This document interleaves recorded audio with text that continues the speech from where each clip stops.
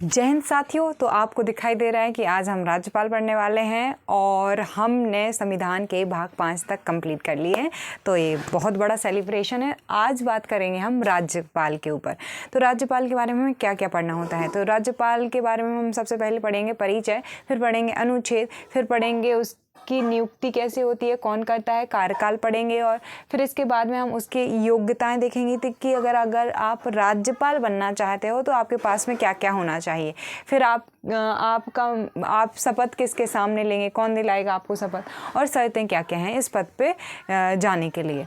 फिर शक्तियाँ और कार्य देख लेंगे और संवैधानिक स्थिति देख लेंगे। इन्हीं पॉइंट्स के अंतर्गत हमें पूरे राज्यपाल के इस चैप्टर को पढ़ना है। कुछ और भी हम फैक्ट्स देख लेंगे, क्वेश्चन कर लेंगे, बट मेनली यही है जिनके अंदर हमें पढ़ाई करनी है। तो जैसे आप किसी मोबाइल को ओपन करते हैं ना, फिर आप यूट्यूब खोलते हैं, फिर पर्टिकुलर यूट्यूब पे जाके आप राजा मैम जाके और फाउंडेशन विच ए पॉलिटिकल साइंस देखते हो, वैसे ही आपके ब्रेन में ऐसे फीचर्स ओपन होना चाहिए जूम के अंदर अंदर अंदर। तो हम क्या पढ़ रहे हैं, पॉलिटिकल साइंस। पॉलिटिकल साइंस में हम क्या पढ़ रहे थे, भारतीय संविधान। भारतीय संविधान में कौन सा भाग पढ़ रहे हैं, हम भाग 6 पढ़ रहे हैं। भाग 6 के भी 3 पार्ट हैं, कार्यपालिका, विधायिका, न्यायपालिका। तो हम राज्य की कार्यपालिका पढ़ रहे हैं। राज्य की कार्यपालिका में सबसे महत्वपूर्ण जो व्यक्ति हैं, जैसे कि राज्य की कार्यपालिका में और भी आते हैं, जैसे कि गवर्नर, राज्यपाल तो आते ही हैं, मुख्यमंत्री भी आते हैं, राज्य की मंत्रिपरिषद भी आती हैं, महाधिवक्ता भी आते हैं। तो इन सबको हमें पढ़ना है। नेक्स्ट वीडियो में हम मंत्रिपरिषद और मुख्यमंत्री के बारे में जानेंगे, लेकिन अभी हम क्या पढ़ रहे हैं, राज्यपाल के बारे में पढ़ रहे हैं। तो ये आपको प्रोसेस हमेशा करती रहनी होगी। इससे आपका रिवीजन भी बहुत पावरफुल होगा और आप चीज़ों को रटने की जगह कॉन्सेप्ट पर फोकस कर पाएंगे, समझ पाएंगे। और जब आपकी समझ डेवलप हो जाएगी तो फिर ऐसे काम हो जाता है। तो चलिए बात करते हैं सबसे पहले परिचय की। तो राज्यपाल जो है, मैंने पहले ही बता दिया कि हम भाग 5 पढ़ रहे हैं। भाग 5 में अनुच्छेद 152 से लेके 162 तक में राज्यपाल की चर्चा की गई है। राज्यपाल से संबंधित जितनी भी चीज़ें कही गई हैं यहाँ पे लगभग बताई गई हैं।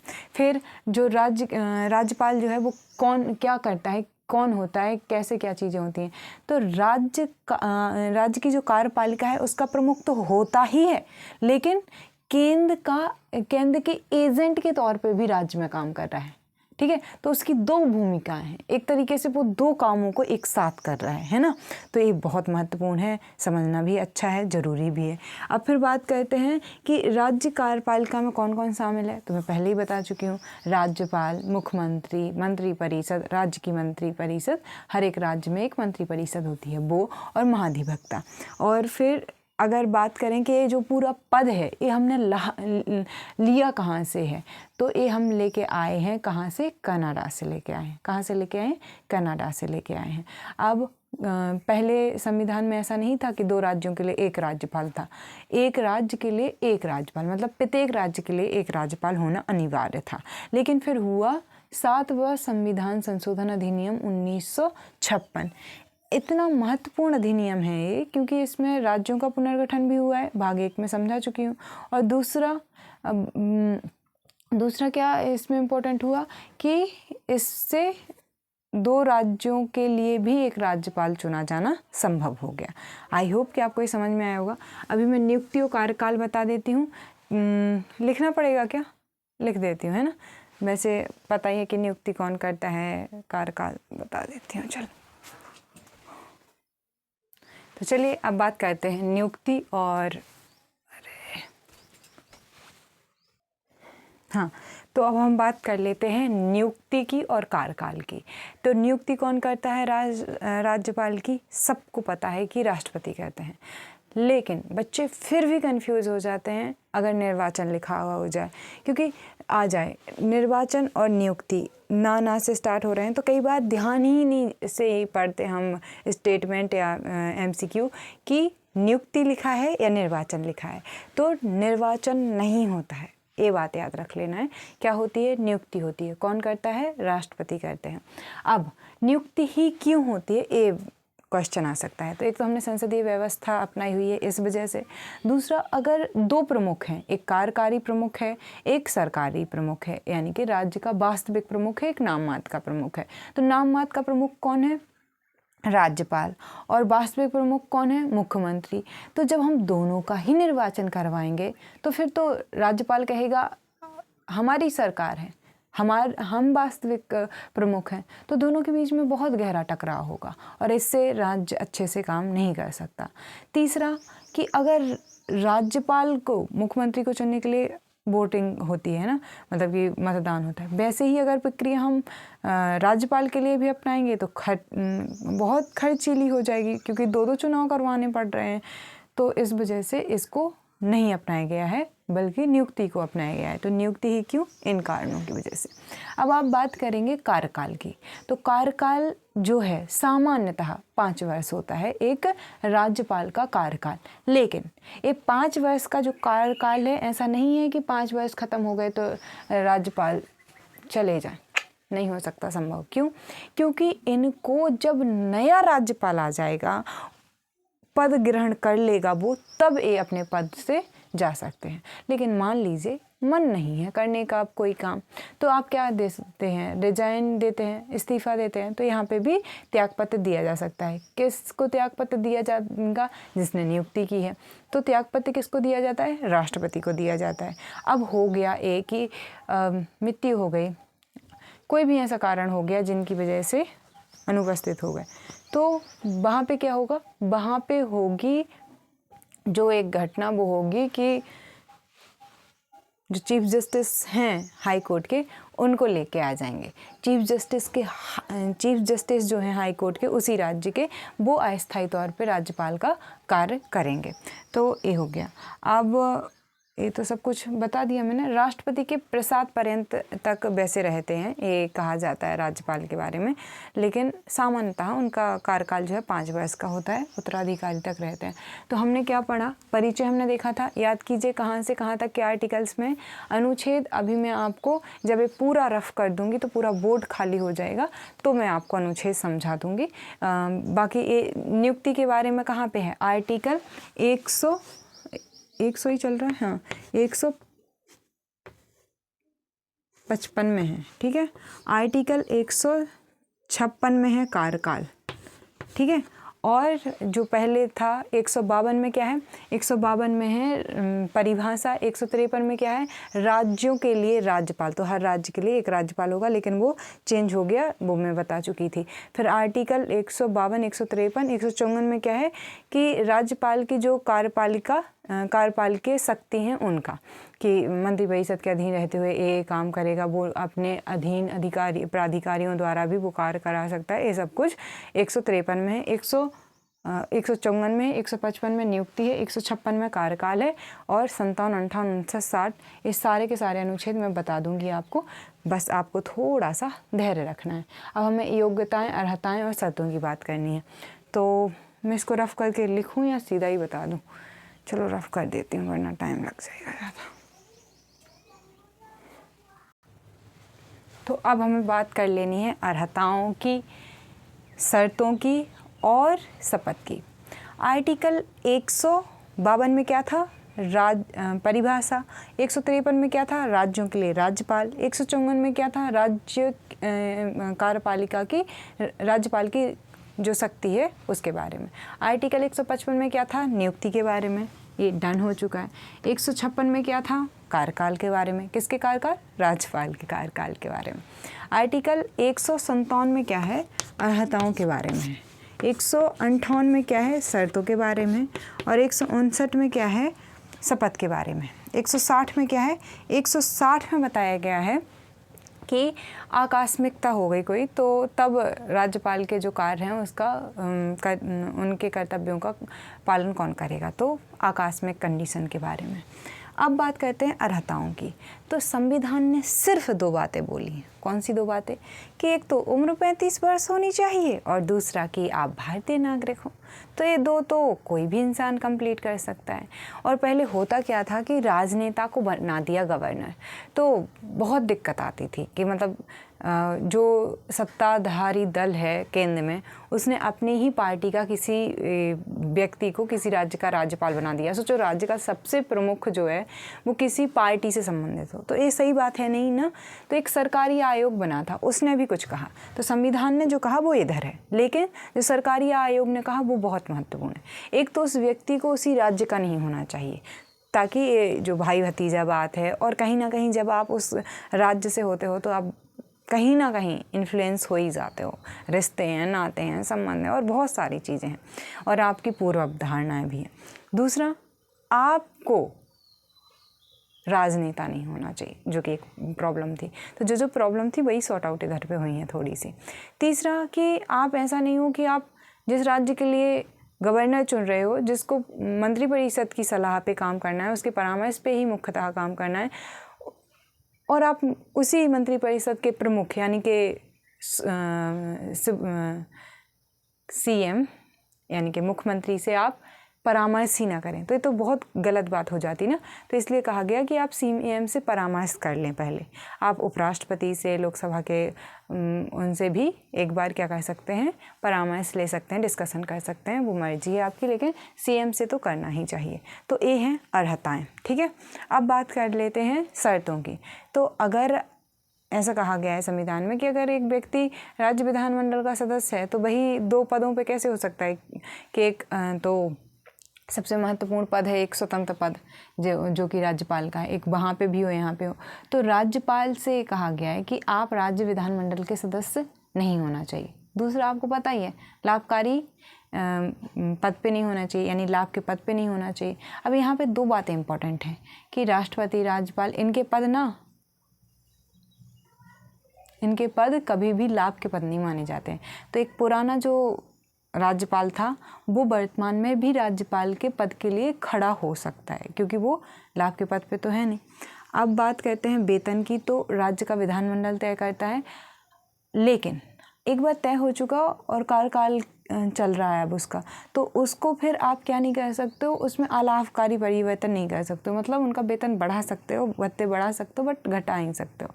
मान लेते हैं कि एक ही व्यक्ति है जो 2 राज्यों का राज्यपाल चुना गया है, तो वो 50-50 के और जिस भी रेशियो में है उसमें क्या करेंगे, दोनों राज्य बांट लेंगे। तो ये प्रावधान 1956 का ही आया है। शपथ की बात करें तो यहाँ पे आप 100% फंसने वाले हैं। क्यों? आपको लगेगा कि राष्ट्रपति इनको शपथ दिलाते हैं, लेकिन जो हाई कोर्ट के चीफ जस्टिस हैं उस राज्य के, जैसे यूपी के हैं तो यूपी के चीफ जस्टिस दिलाएंगे। तो ये बात है। अब हमें बात करनी है किसकी, शक्तियों की एवं कार्यों की। तो चलिए देखते हैं।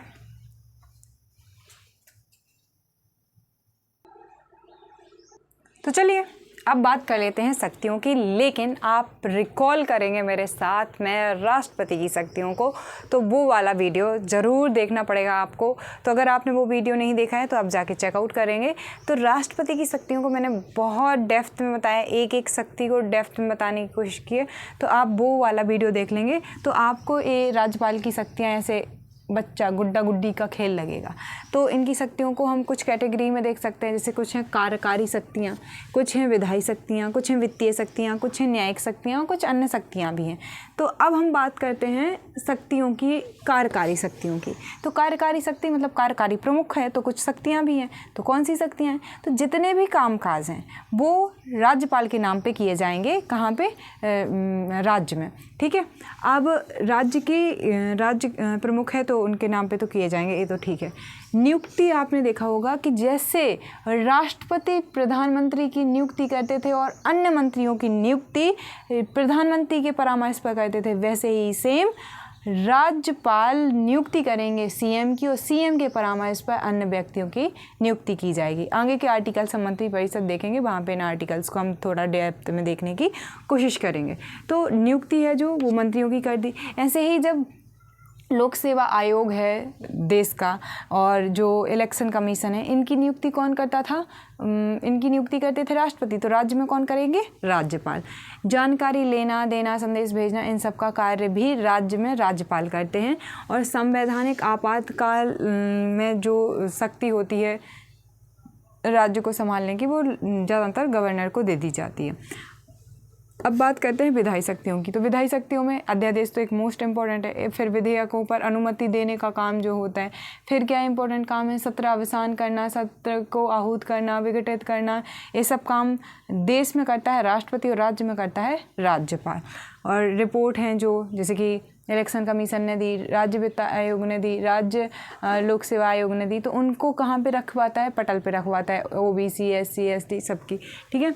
अब वित्तीय शक्तियों की बात करें तो जो वार्षिक वित्तीय विवरण है राज्यों का, यानी राज्यों का बजट जो है वो राज्य का राज्यपाल रखवाता है, और जो धन विधेयक है राज्य का वो राज्यपाल की अनुमति से प्रस्तुत किया जाता है। और जो अनुदान की मांगे हैं वो भी इनकी अनुमति के बिना नहीं हो सकती।